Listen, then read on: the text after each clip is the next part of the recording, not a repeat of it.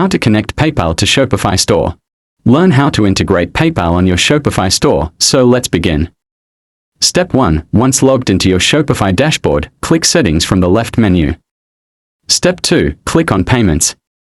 Then Step 3. In the PayPal section, select PayPal Express Checkout from the drop-down menu.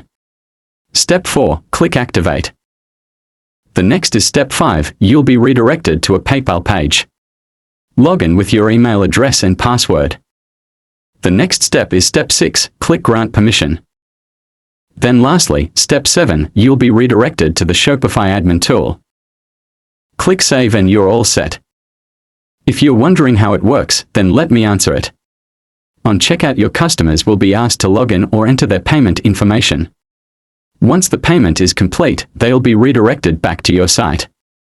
If your customers don't have a PayPal account, they can always check out as guests. And that's basically how to connect PayPal to your Shopify store. If this video helps you, please like, share, and subscribe. Thank you.